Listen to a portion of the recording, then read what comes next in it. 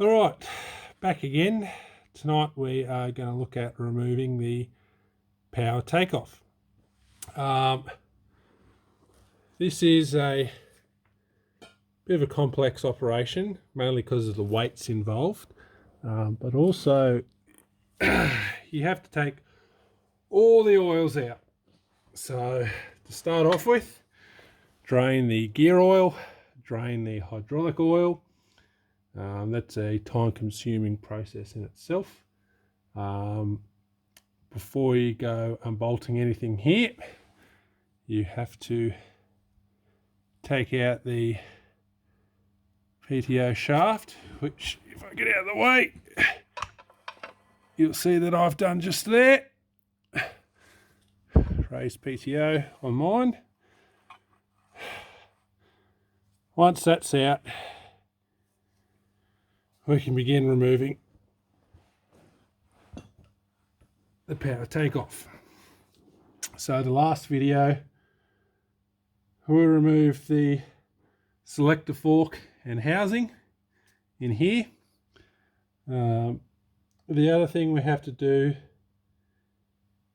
is take off this covering plate that sits on here. Now you don't necessarily have to take it off, but to reduce the weight, I would recommend it, and you've got to replace the gasket anyway. Unfortunately, my worst fears eventuated that I had a sneaking suspicion that someone in the past had just used a silicon or a liquid gasket maker to put this in, and getting this off took a lot of prying, and you can see it's perished. You know, it's filled all the bolt holes. That's why I'm a fan of the old paper gaskets. There's always a time and place for the liquid, but something like that, that's easy to make your own. I suggest do paper ones. If you can't afford the gasket paper, side of a cereal box will do the trick. So that's off. There are 6 bolts, 2 at the front, 2 at the side, and 2 here. Now, as you can see, I have put a towel under because there is a lot of weight in this. 20 kilos plus, I would dare say. It's not something you want to drop on the concrete or the dirt. A lot of gears in there, but also being cast. You know, unfortunately, you'd probably have to pay through the nose to get something like this from a wrecker's if you crack yours, because it's such an unpleasant job to get it undone. They'll charge you for it. But anyway, I digress. So, removed all the bolts, all the plates are off, all the oils are out. Right. Gonna remove the last one. Now, I like to wear my overalls. I like to use my legs to help prop it up, take the weight a bit. Bit tight.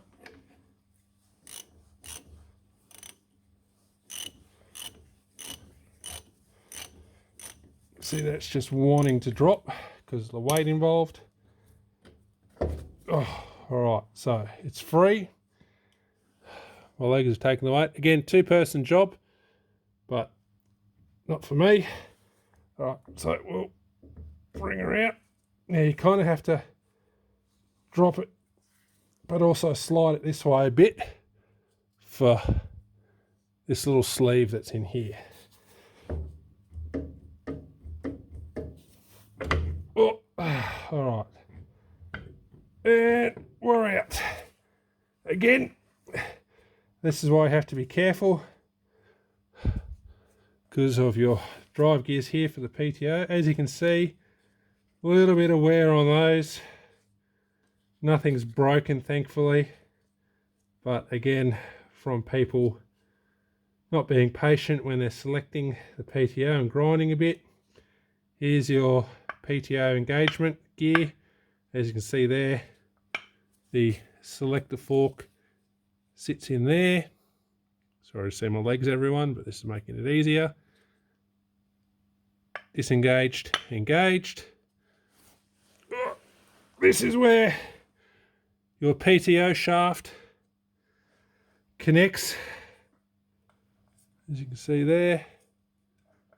Beautiful smooth action, not a lot of wobble. Now, here's something that's distressing me a little bit. See this little bit here? That's an indication of a gasket sealer in a tube, not a paper gasket. You can also see here, this ring, oh yeah, look at that. See at the top of the ring?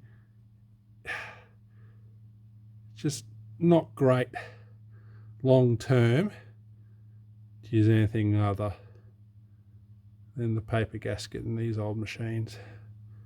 That does sit on there. That's something else. See, there's a little bit of give in that. This is something I'll replace as well. I do recommend it in the manual. Pull all that out. It's disappointing.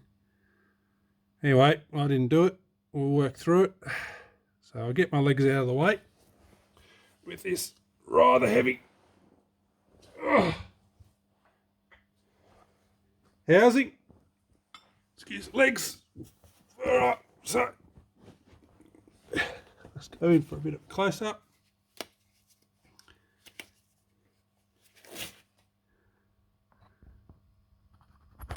Now again, you'll see here I've got a little LED light on a magnet. Best thing I found for doing late night tractor works. Alright, so